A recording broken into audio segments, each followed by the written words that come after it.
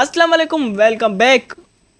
आज एक मज़ेदार सा टॉपिक हम लाए हैं, ऑपरेटर्स। और ऑपरेटर्स पता है आप सबको क्या है? अब अगर मैथ में तो सबने पढ़ा होगा, ऑपरेशन हम जो करते हैं, plus minus addition subtraction multiplication division.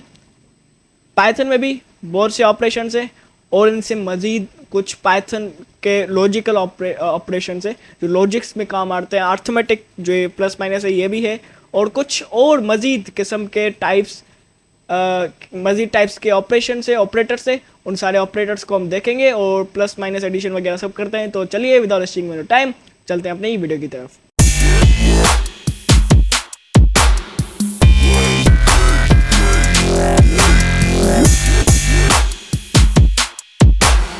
Alright, welcome back. आ गए हैं हम अपनी स्क्रीन की तरफ और अब हम स्टार्ट करेंगे अपने ऑपरेटर्स वाले टॉपिक को। Without wasting any more time सीधा हम प्रैक्टिकली स्टार्ट करते हैं और समझते हैं अर्थमेटिक पाइथन में ऑपरेटर्स को। पाइथन में डिफरेंट टाइप्स के ऑपरेटर्स होते हैं और सबसे बेसिक वाले ऑपरेटर्स कहाँ से शुरू होते हैं? सबसे बेसिक जो टाइप होता है पाइथन के ऑपरेटर्स का वो शुरू होता है अर्थमेटिक ऑपरेटर से। तो सबसे पहले अर्थमेटिक ऑपरेटर का टाइप स्टार्ट करेंगे और मैं यहाँ कॉपी करता हूँ और यहाँ पे ला के देता हूँ और उसको कंट्रोल स्लैश करना पड़ेगा क्योंकि पाइथन का तो पार्ट नहीं है, हमने खुद के लिए लिखा है।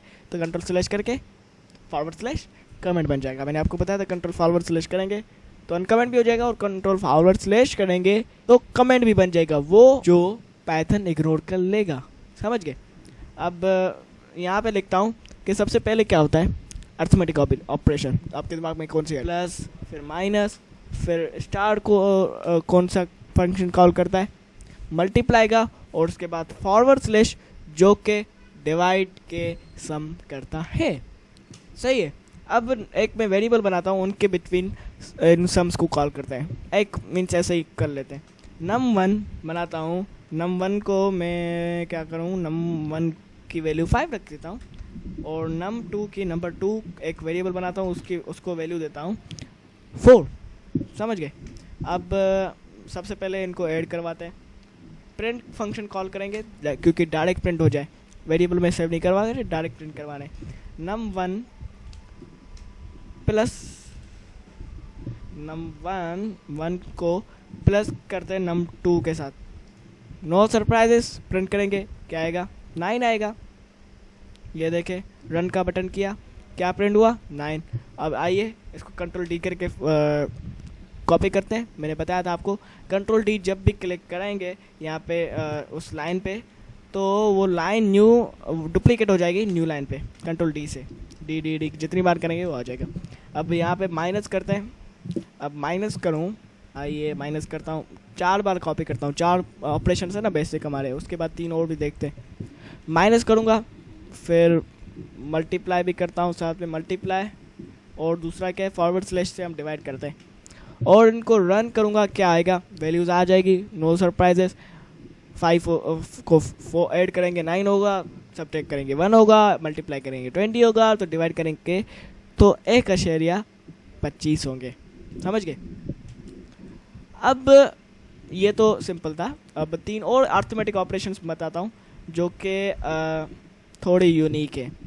अब मॉड्यूलस, एक ये परसेंट से एक हम कॉल करते हैं। ट्राई करें, आइए राइट क्लिक करके इसको न्यू टैब में खोलते हैं और देखते हैं कि W3 स्कूल की रिसोर्सेज वाली वेबसाइट क्या कहती है इसके बारे में। तो ये करते हैं, जब भी हम किसी नंबर के डिवाइड करते हैं, किसी 2 नंबर को डिवाइड करते हैं, आपको पता होगा ना, जब डिवाइड करते हैं तो एक क्वोशिएंट होता है, एक डिविडेंड होता है, एक डिवाइडेड होता है और एक क्या होता है? रिमाइंडर।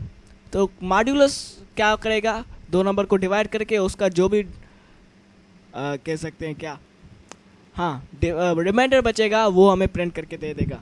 No surprises. ये देखिए, मैं दूसरे में आता हूँ और ये क्या है? मॉड्यूलस क्या है? परसेंट से डिक्लेयर होता है मॉड्यूलस। तो num1 और num2 के बिटवीन परसेंट लगाएंगे तो वो पहले तो उनको डिवाइड करेगा और उनको डिवाइड करके जो भी रिमाइंडर बचेगा वो हमें दे देगा मॉड्यूलस, रिमाइंडर प्रिंट करेगा। बस डिवाइड करने में जो रिमाइंडर बचता है, क्या बचता है? 1 बचता है ना। 4 और अगर कौन सी नहीं आती, 6 नहीं आता ना 4 में, तो 6 और 4 को करते हैं, क्या बचेगा? देखें नो सरप्राइजेस, 2 ही बचेगा। आ गया, ये है। तो अगर हम मैं स्ट्रिंग प्रिंट करवाता हूँ, ये बताता हूँ कि डायरेक्ट नंबर तो ना आओ ना, ये मैं करता हूँ स्ट्रिंग लगाता हूँ। यहाँ पे कॉमा लगाऊंगा, फिर वहाँ पे मल्टीप्लाई सम करवाऊंगा। आप जब भी दो टाइप्स के डेटा टाइप्स लगाते हैं तो वो सेपरेट करते हैं। जैसे मैं स्ट्रिंग लगा रहा हूँ, फिर स्ट्रिंग को दूसरे स्ट्रिंग के साथ सेपरेट करूँगा तो कॉमा लगाऊंगा, इंटीजर के साथ सेपरेट करूँगा तो कॉमा लगा के फिर दूसरा इंटीजर या फिर दूसरा फंक्शन कॉल करूँगा। ठीक है, अब मैं यहाँ पे क्लिक करता हूँ, अल्ट दबा के आप जितनी बार कर्सर कॉपी करवाने जाते हैं वहाँ पे लगा सकते हैं। कैसे? यहाँ पे हमारा कर्सर है तो अल्ट दबा के यहाँ पे भी मैं कर्सर, यहाँ पे भी कर्सर, यहाँ पे भी कर्सर लगा के, यहाँ पे भी कर्सर लगा के, इधर पे भी करता हूँ, यहाँ कॉपी और यहाँ कॉपी। यहाँ इसको मल्टी लाइन पे ला के रख देंगे कर्सर, मल्टी कर्सर बनाते हैं। अल्ट दबा के जहाँ भी आप क्लिक करेंगे तो वो आपका कर्सर बन जाएगा। यहाँ आप 4 कर्सर बना रहे हैं। दिस इज सम ऑफ, ये दिस इज सम ऑफ लिख लिया, फिर कॉमा लगाएंगे। यहाँ पे मैं कॉमा लगा रहा हूँ, कॉमा लगा के यहाँ पे स्ट्रिंग बना दूंगा। दिस इज सम ऑफ क्या है? एडिशन, ये एडिशन का है। कॉमा लगा के फिर ये स्ट्रिंग को लगूंगा, ये सब्सट्रैक्शन का है सम, सही है। फिर यहाँ पे कॉमा लगा के दूसरी स्ट्रिंग बनाता हूँ, ये किसका है? मल्टीप्लिकेशन, सही है। फिर यहाँ पे डिवीजन लगाऊंगा, ये किसकी है? डिवीजन। तो ये ऐसे सेपरेट करते हैं अगर आप बहुत सी चीज़ें प्रिंट करवानी होती है एट ए टाइम पे। ये देखिए मैंने एक स्ट्रिंग प्रिंट किया, फिर दूसरा स्ट्रिंग अलग से, फिर बीच में ये फंक्शन है, तो इन सबको सेपरेट करने के लिए अब मैंने कॉमा किया है। तो यहाँ पे मैं लिखता हूँ अब ये मॉड्यूलस है, मॉड्यूलस, बल्कि हाँ पहले अभी ये रख लेते हैं, वैसे ये होना नहीं चाहिए था पर अभी पैटर्न के हिसाब से चलते हैं। तो ये अब मैं प्रिंट करवाऊंगा तो सिर्फ नंबर्स नहीं आएंगे, आप देखिएगा। This is sum of addition 10, फिर हाँ आगे पीछे हो गया पर कोई बात नहीं, 10 आ रहा है, फिर addition, this is sum of subtraction, फिर ये, सही है। इस हिसाब से आएगा, मीन्स बीच में नंबर्स हमने बीच में दिया ना तो बीच में आएंगे और उसके बाद ये आएगा। ये है मॉड्यूलस। और एक और है हमारे पास, ये आप देख रहे हैं, डबल स्टार का लगाएंगे तो क्या आएगा हमारे पास, बताता हूँ। आइए, अब जब भी आप इन दोनों के ऊपर लगाएंगे, यहाँ पे मैं 2 को कॉल कर लेता हूँ, मतलब अब 6 पहले वेरिएबल में मैंने 6 दिया है और दूसरे में 2 दिया है, तो हमारी सारी कैलकुलेशन चेंज हो जाएगी। क्या बनेगा? 6 और 2 8, 6 माइनस करेंगे तो 4, मल्टीप्लाई करेंगे 12 और फिर डिवाइड में 3.0। मॉड्यूलस कुछ नहीं, क्योंकि मॉड्यूलस हमारे पास 0 आएगा, रिमाइंडर कुछ नहीं बचेगा, डिवाइड हो जाएगा ना। और अब अगर आप स्टार लगाएं 2 बार, स्टार का कैरेक्टर 2 बार लगाएं, और ये क्या करेगा पता है? ये जो num2 है जो हमने बाद में वेरिएबल लगाया है, वो एज ए एक्सपोनेंट डाल देगा 6 के ऊपर।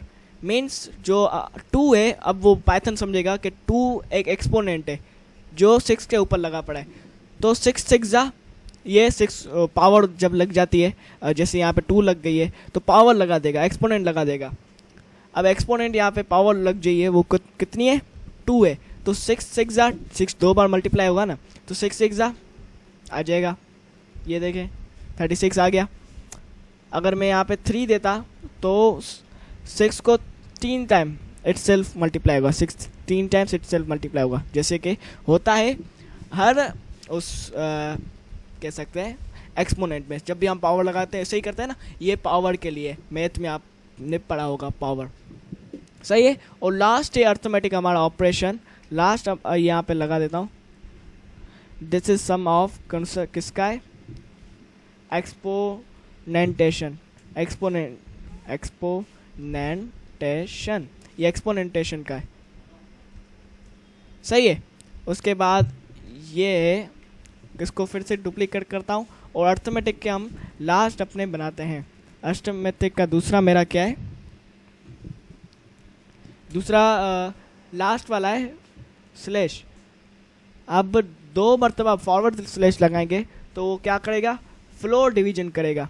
अगर मैं यहाँ पे अपने सम को 5 करता हूँ तो अब इसको फ्लोर लगा देते हैं फ़िलहाल। सही है, राइट क्लिक करके रन करूँगा तो ये देखिएगा आप। ओके, ये देखें क्या प्रिंट हुआ, 1 प्रिंट हुआ। इसका मतलब क्या हुआ, जब भी आप ये भी उसी की तरह है, थोड़ा बहुत रिलेटेड है। अब ये पहले डिवीजन करेगा इन 2 सम्स के बिटवीन, और डिवीजन में जो आंसर आएगा, जैसे इन दोनों का आंसर क्या है 1.2, जो डेसिमल के बाद वाले नंबर है ना वो सारे स्किप करके राउंड ऑफ करके हमें डिवीजन का आंसर देगा। जैसे कि यहाँ पे 1 दिया है, वैसे 1.2 है पर इसने राउंड ऑफ करके 1 दिया है, तो ये राउंड ऑफ के लिए इस्तेमाल होता है, फ्लोर राउंड ऑफ के लिए। प्लस माइनस तो आपको पता होगा, ये 3 और समझ लें। मॉड्यूलस क्या था, रिमाइंडर दे रहा था। ये डबल कैरेक्टर जो ये लगाए थे, multi star character, double star character, ये वाले ये एक्सपोनेंट के लिए कर रहे थे, मतलब एक नंबर के ऊपर जो हम एक्सपोनेंट लगा रहे हैं, जो जैसे पहले 2 लगाया था अब 5 लग गया है, तो इस हिसाब से। अब उसके बाद लास्ट है ये डबल फॉरवर्ड स्लैश, ये फ्लोर डिवीजन करता है। जब हम कोई भी डिवीजन पर कोई भी 2 नंबर देंगे, उनके नंबर 1.2222 कोई भी आ रहा है, डेसिमल उनके बाद कट करके हमें राउंड ऑफ करके पूरा नंबर देगा, होल नंबर देगा हमें। ये मैथमेटिक्स के हैं थोड़े बहुत ऑपरेटर्स, तो थोड़ा बहुत समझ लें। अब इसको टाइप ये था फर्स्ट वाला, इसको अभी रहने देते हैं, उम्मीद है आपको समझ में आ गया होगा। अब असाइनमेंट ऑपरेटर्स, ये पाइथन के बड़े अच्छी चीज़ है। तो कुछ असाइनमेंट ऑपरेटर्स हम ट्राई आउट करेंगे। जैसे कि यहाँ पे हमने एक असाइनमेंट ऑपरेटर यूज़ किया है, किधर, ये देखें, ये एक ऑपरेटर है, ये एक ऑपरेटर है, क्या कर रहा है, ये असाइन कर रहा है num1 = 6। इसका मतलब है अब num1 को असाइन करना है 6। ये देखें num1, उर्दू में समझे, num1 असाइन 6, num1 को 6 असाइन करो। इसका मतलब ये जो असाइन कर रहा है वैल्यू, मीन्स वेरिएबल को कोई भी डेटा टाइप असाइन कर रहा है, कोई भी जो हम वैल्यू स्टोर करना चाहते हैं वो हमारे वेरिएबल को असाइन करेगा। ये असाइनमेंट ऑपरेटर्स हैं। कुछ दूसरे भी हैं, जैसे कि अभी मैं दूसरे पे चलता हूँ, इन सबको फ़िलहाल क्या करें, दूसरी फाइल बना देते हैं, क्योंकि अभी इनको यहीं रहने देते हैं, इनको रिमूव नहीं करते। यहाँ पे राइट क्लिक करेंगे मेन फोल्डर पे राइट क्लिक करके न्यू करके न्यू पाइथन फाइल, अब इसका नाम ऑपरेटर्स रख लेते हैं। सही है, और ऑटोमेटिकली operators.py बन जाएगी, और यहाँ पे हम फिर से न्यू कोडिंग स्टार्ट कर सकते हैं। सही है, समझ गए। अब यहाँ पे मैं बनाता हूँ num1 = 8, num1 = 9, ये num2 = 9। सही है, num1 को मैंने असाइन किया, ये इससे असाइन किया 8 है, इसकी मदद से मैंने इसको 9 असाइन किया num2 को। ये असाइनमेंट किसी भी वेरिएबल को असाइन करता है, ये तो समझ लिया। अब दूसरा असाइनमेंट है ऑपरेटर प्लस और इक्वल्स टू, इसको ट्राई आउट करते हैं जल्दी से। अब num1 की जो वैल्यू है, हम अभी इसको रिमूव करते हैं। मैं बताता हूँ num1 की जो वैल्यू है उसको पहले माइनस करो, फिर उसको इक्वल्स टू करो 2 से। इसका मतलब क्या हुआ, पहले वो 8 को 2 से माइनस करेगा, जैसे मैंने यहाँ बताया num1 - 2, वो 8 को -2 से पहले माइनस करेगा, आंसर क्या आएगा 6, और वो जो 6 वैल्यू होगी वो हमारे num1 को असाइन कर लेगा। अब से हमारी जो num1 की वैल्यू होगी वो क्या होगी 6। प्रिंट करूँ, प्रिंट किया और num1 को अब प्रिंट करूँगा तो क्या आएगा, एनी गेसेस? हाँ, कोई बड़ी बात नहीं है। num1 को प्रिंट करेंगे तो क्या आएगा, राइट क्लिक करके यहाँ कीजिएगा, क्योंकि अब जब भी नई फाइल बनाते हैं तो वो ऊपर प्रीवियस फाइल होती है, तो राइट क्लिक करके आएगा। राइट क्लिक करेंगे, रन करेंगे तो ये क्या आएगा, हमारा 6 आ गया। क्यों?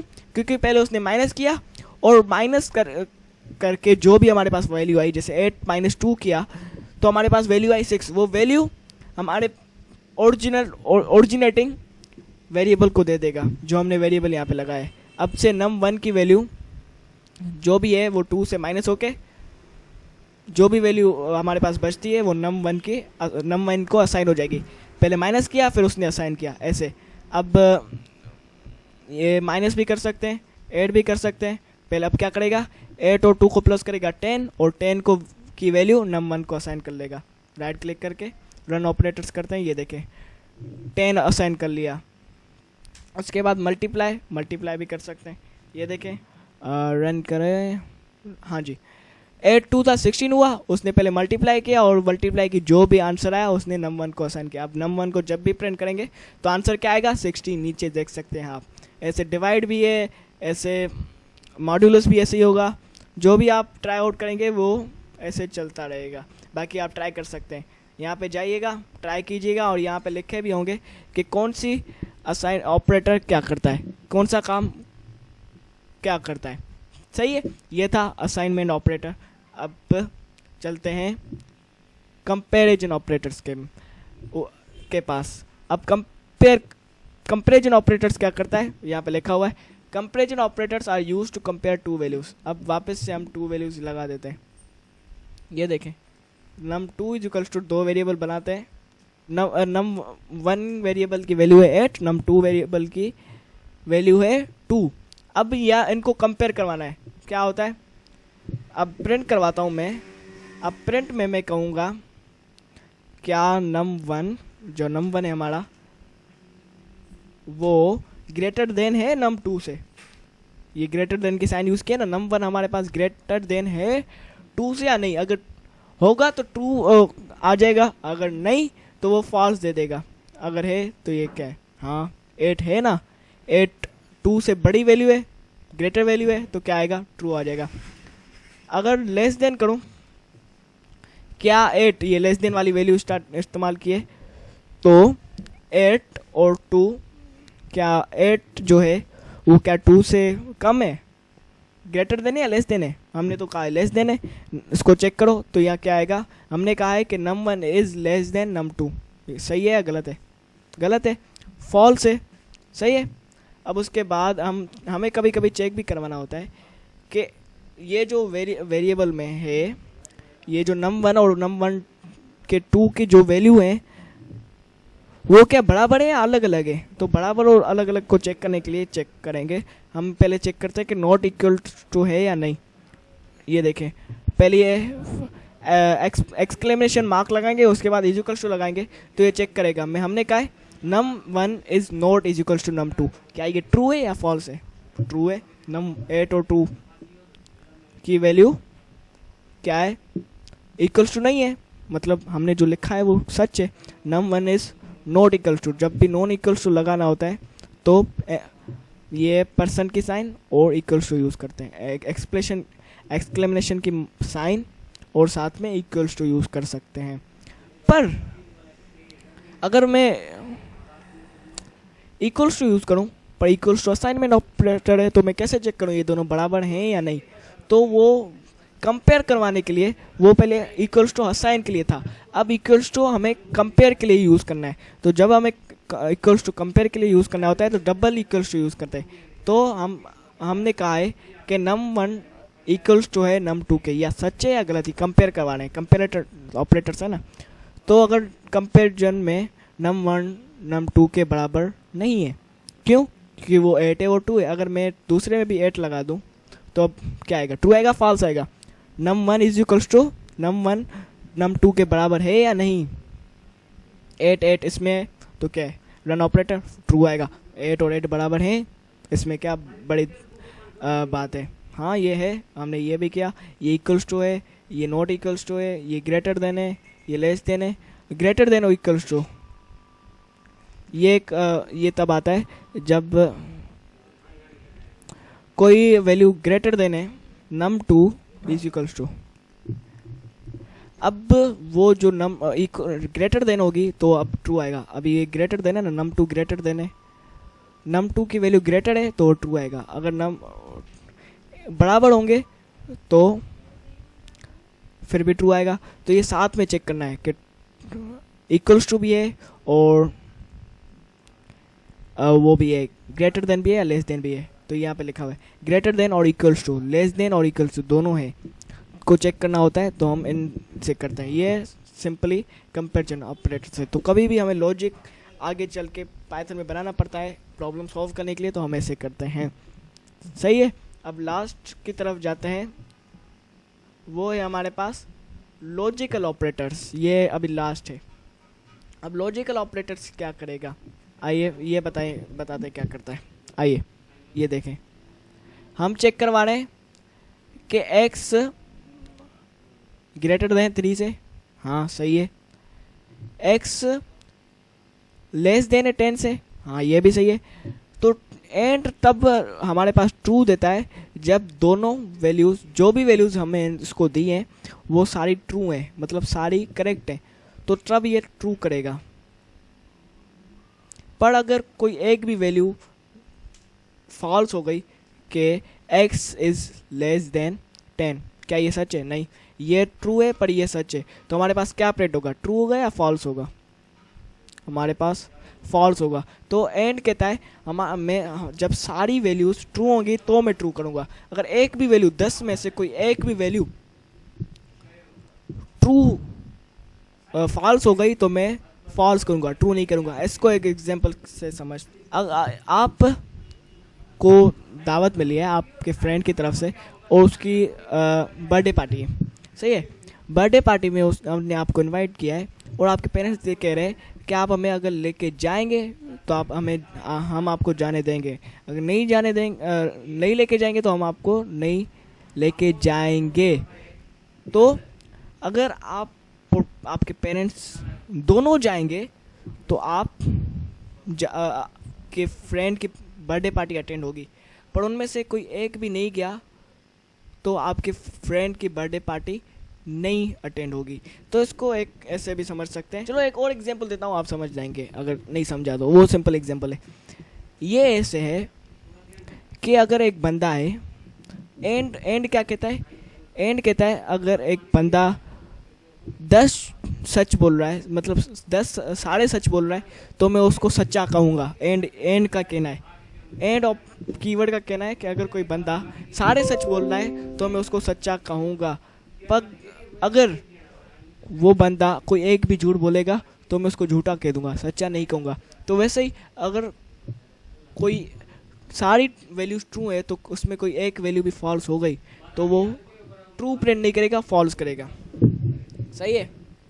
अब उसके बाद होता है नोट और का।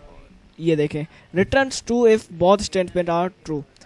अगर सारी स्टेटमेंट ट्रू है तो ये ट्रू करेगा, नहीं अगर एक भी गलत हो गई तो वो उसको झूठा कहेगा फॉल्स है, गलत है। और उसके बाद आती है और कैसे बात करता है, और एंड से अलग है। वो कहता है अगर कोई बंदा सच बोल रहा है, 10 झूठ बोल रहा है, 10 सच बोल रहा है और उसने एक झूठ भी बोला, और का ये कहना है, और इस कीवर्ड का, अगर उसने कोई एक भी झूठ बोला तो मैं उसको सच्चा कहूँगा। क्यों? क्योंकि उन्होंने साढ़े सच बोले हैं, तो मैं उसको झूठा नहीं बोलूँगा, सच्चा बोलूँगा। ये और का कहना है, मतलब वो उसने एक भी ट्रू हो गया तो वो ट्रू बोलेगा। और ऐसे भी कहता है कि उसने साढ़े फॉल्स कहे, पर अगर उसने एक भी सच बोला तो मैं उसको सच्चा कहूँगा। ये और का कहना है। ये देखें, x इज 3 ये ट्रू है, और x इज ये x इज ग्रेटर देन 10 ये गलत है। x इज ग्रेटर देन 3 तो समझ आता है, 5 की वैल्यू 5 3 से बड़ा है ये तो समझ में आता है, पर 5 10 से बड़ा है ये समझ में नहीं आता। तो रन ऑपरेटर को करेंगे तो कोई एक वैल्यू भी ट्रू आ गई, ये देखिए ये वैल्यू ट्रू है पर ये वैल्यू ट्रू नहीं है, तो कोई एक वैल्यू भी ट्रू आ गई ना तो वो ट्रू देगा। ये देखें यहाँ पे भी लिखा हुआ है। तो और का ये कहना है, returns true if one of statement is true. अगर एक भी उसने सच बोला है तो उसको सच्चा कह देगा, पर एंड का ऐसा कहना नहीं है। एंड ने कहा अगर एक भी झूठ बोलेगा तो मैं इसको झूठा कहूँगा। ये इस तरह से एंड और काम करता है। ओके, तो अब आपने एंड और तो समझ लिया होगा। अब सीधा जाते हैं हम नॉट की तरफ। अगर हम यहाँ पढ़ें तो यहाँ पे लिखा हुआ है रिवर्स द रिजल्ट। जब भी हम नॉट को लगाते हैं वो रिजल्ट को रिवर्स कर लेता है। कैसे? अगर मैं एक्स की वैल्यू फॉल्स रखता हूँ सही है, x is equal to false है, तो मैं उसको प्रिंट करूँ नोट के साथ, नोट x, तो उसकी वैल्यू रिवर्स हो जाएगी। कैसे? अगर फॉल्स है तो प्रिंट कराएगा ट्रू, अगर वो ट्रू है तो उसकी वैल्यू क्या हो जाएगी? फॉल्स। तो ये क्या लिखा पड़ा है? नॉट। नॉट हमेशा रिजल्ट्स को रिवर्स कर लेता है, ट्रू होगी तो फॉल्स कर लेगा और फॉल्स होगी तो ट्रू कर लेगा। जैसे यहाँ पे ट्रू है तो क्या प्रिंट कर रहा है? फॉल्स। अगर मैं यहाँ पे फॉल्स लगाऊं तो क्या रिजल्ट प्रिंट करेगा? ट्रू करेगा। इसको एक एग्जाम्पल के साथ समझते हैं। अब मैं आइए 6 पावर 2 लिखना चाहता हूँ। 6 power 2 is equals two variable. पर एक मिनट, एरर क्यों आ रहा है? क्योंकि हम स्पेशल कैरेक्टर्स नहीं लगा सकते वेरिएबल डिक्लेयर करने पर। जो वेरिएबल का आइडेंटिफायर है, नेम है, नाम, हम किसी का इंटीजर नहीं रख सकते हैं, ना ही स्पेशल कैरेक्टर दे सकते हैं, ना ही स्पेस दे सकते हैं वेरिएबल डिक्लेयर करने वक्त। तो मुझे कुछ ऐसा करना पड़ेगा जो पाइथन अलो करता हो। तो पाइथन अंडरस्कोर अलो करता है, तो मैं उसके साथ कुछ ऐसा करता हूँ, 6 अंडरस्कोर पावर अंडरस्कोर 2, क्योंकि मुझे ना 6 अलाउ इंटीजर अलाउ है, ना मुझे स्पेशल कैरेक्टर अलाउ है, ना मुझे स्पेसेस अलाउ है। तो मैं ऐसे लिखता हूँ 6 पावर 2 इज इक्वल्स टू, समझाने के लिए 6 power 2 is equals to 36। 6 power 2 is equal to 36 है। ये टीचर का स्टेटमेंट है।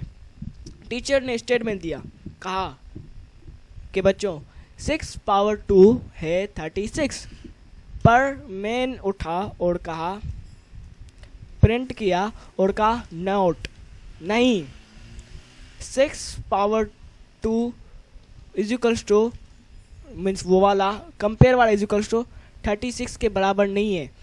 6 पावर 2 जो भी है वो 36 से बराबर नहीं है। मैं एज ए स्टूडेंट उठा या एज ए डेवलपर उठा और मैंने नोट लगा के कहा नहीं। नोट माने समझे? नहीं, नहीं 6 पावर 2 नहीं, 6 पावर 2 36 के इक्वल नहीं है, मैंने ऐसा बोला, स्टेटमेंट दिया।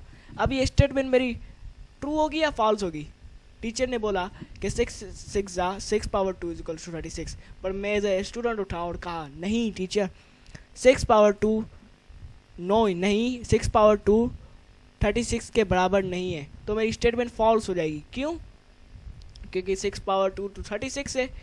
अगर मैं कहूँगा 6 पावर 2 36 नहीं है तो ये तो फॉल्स हो जाएगा, मेरी स्टेटमेंट रॉन्ग है। टीचर की स्टेटमेंट फॉल्स है, मेरी स्टेटमेंट रॉन्ग है, ये गलत है। अगर मैं कहूँ 33 मीन्स नहीं, 6 पावर 2 33 के बराबर नहीं है। हाँ ये सच है, 6 पावर 2 33 के बराबर है नहीं, 6 पावर 2 36 के बराबर है। तुम्हारी स्टेटमेंट सही है, 6 पावर 2 33 के बराबर नहीं है, यू आर करेक्ट। तो क्या आ जाएगा? यू आर ट्रू, ट्रू आ जाएगा। यही छोटा सा एग्जाम्पल है, उम्मीद आप समझ आ जाएगा। तो ऐसे रिवर्स करता है, इस तरह से मैंने एक लॉजिक बनाने की कोशिश की है, एग्जाम्पल बनाने की कोशिश की थी। उम्मीद है आपको समझ में आया होगा। और यहीं पे अपनी वीडियो को एंड करते हैं। और बिटवाइज ऑपरेटर एक और होता है, वो हमने अभी नहीं समझा। बिटवाइज ऑपरेटर एक लंबा सा टॉपिक है, वो एक और ऑपरेटर क्या होता है वो आप अगर आपको समझना है तो कमेंट में बता दीजिएगा। मैं अलग से उस पर एक वीडियो बनाऊंगा, इस कोर्स पे शामिल नहीं किया क्योंकि वो इंटरमीडिएट स्टेज का एक टॉपिक है। तो जैसे ही आप इंटरमीडिएट स्टेज पे आएंगे तो आप बिला शुबा उसको पढ़ सकते हैं और समझ सकते हैं। फ़िलहाल अगर आप एज ए बिगिनर स्टार्ट कर रहे हैं, अपने प्रोजेक्ट्स बना रहे हैं, तो इतनी कोई ज़रूरत नहीं पड़ेगी। हाँ अगर इंटरमीडिएट लेवल पे आ गए हैं तो बिटवाइज ऑपरेटर आपकी ज़रूरत पड़ सकती है। तो अगर आपको ज़रूरत पड़े तो मुझे कमेंट बता दीजिएगा, मैं इसको आज के लिए मिलते हैं अगले वीडियो में।